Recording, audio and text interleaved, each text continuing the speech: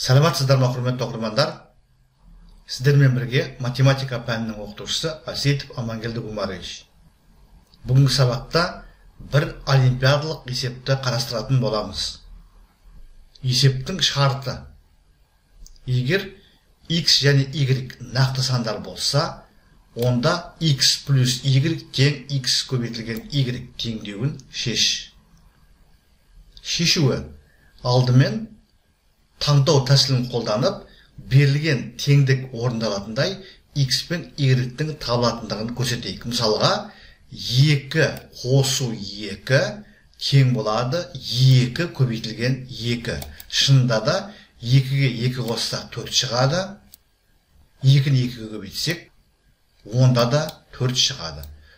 4 4-ге тең, сондықтан 2 қосу 2, 2 көбейту 2-ге тең. Бұл бір мысалымыз. Екінші мысал: 0 қосу 0 тең 0 көбейтілген 0. 0-ді 0-ге қосқанда 0 шығады, 0-ді 0-ге 0 шығады. Сонымен бұл жағдайда да біз берілген теңдеуді қанағаттандыратын көріп отырмыз. Яғни x тең 0 және y тең 0 деген берілген теңдеудің түбірі болады.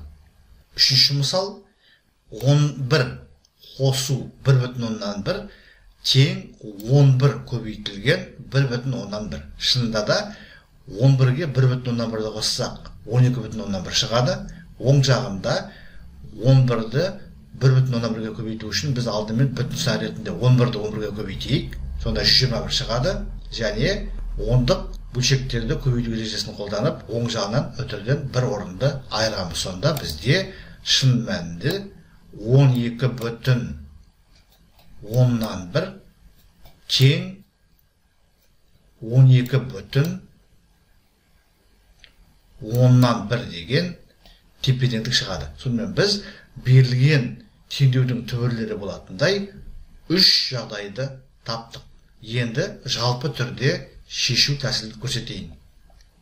Алдымен берілген теңдеуді көшіріп жаздым. Содан кейін барлық мүшелерді теңдік таңбасының бір жағына шығарып, мына түрдегі теңдеу алдым.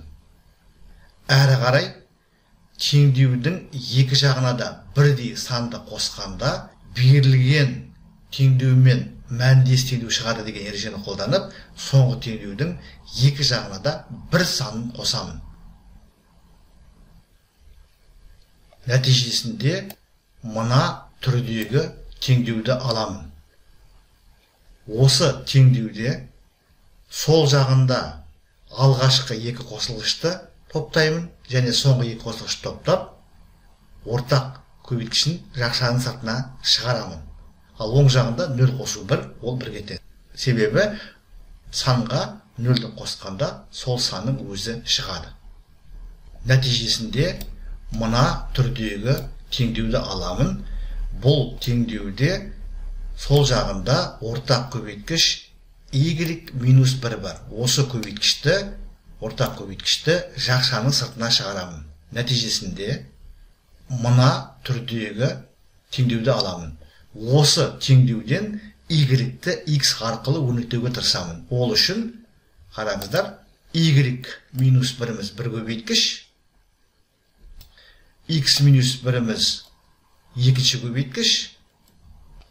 Белгісіз көбейткіш табу үшін көбейтіннің мәнін белгілі көбейткішке бөледі деген ережені қолданамын. Мен y-ге бар өрнекті белгісіз көбейткіш, ал x-і бар өрнекті белгілі көбейткіш деп алайын. Сонда мына түрдегі теңдеу аламын.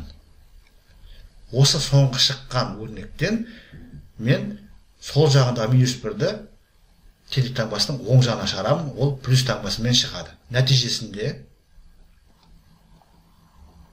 мына түрдегі теңдеу аламыз. Енді осы теңдеудің оң жағында ортақ бөлімге келтіремін. Нәтижесінде мына түрдегі өрнек аламын. Y тең бөлшектің бөлімінде x минус 1, алымында x, яғни y тең x минус 1-ден x. 0-ге бөлуге болмайды, сондықтан бөлшектің бөлімі 0-ге тең болмау керек, яғни x минус 1 0-ге тең болмау керек. Бұдан x тең емес 1-ге деген шығады. Сонымен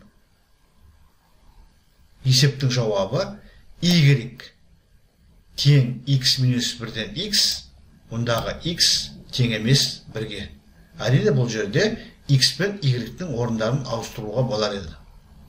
Соңғы шыққан жауапты, бұл жалпы түрде жазылған жауабымыз, енді x-тің орнына 1-ге тең емес санды қойып, берілген теңдеудің түбірлерін таба беруге болады.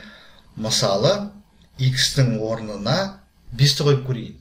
Мысалы, x-тің орнына 5-ті қойып көрейін. Яғни, x тең 5 болса,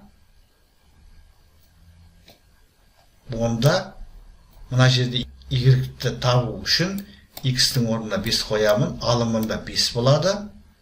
Бөлімінде 5 минус 1, 4 шығады.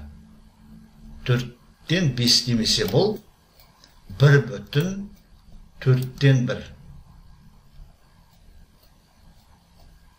Немесе ондық бөлшек түрін жазатын болсақ, 1/125 шығады.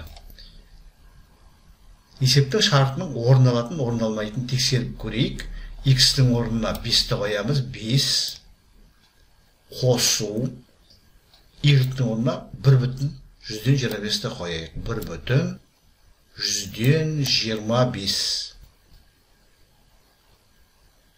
тең болады 6/125 шығады. Енді оң жағын қарайық. X көбейтілген y. X-іміз 5-ке тең, y-іміз 1/125-ке тең. 1/125. 125-ті 5-ке көбейткенде 625 шығады, жазып қояйық. 625. Және көбейткіштерде өтірден кейін 2 орын бар, яғни нәтижеде оң жағынан 2 орын айырамыз, сонда 6/125 шығады. Сонымен сол жағында 6/125, оң жағында да 6/125. Біз есептің жауабында алынған формуланы тексеріп отырмыз.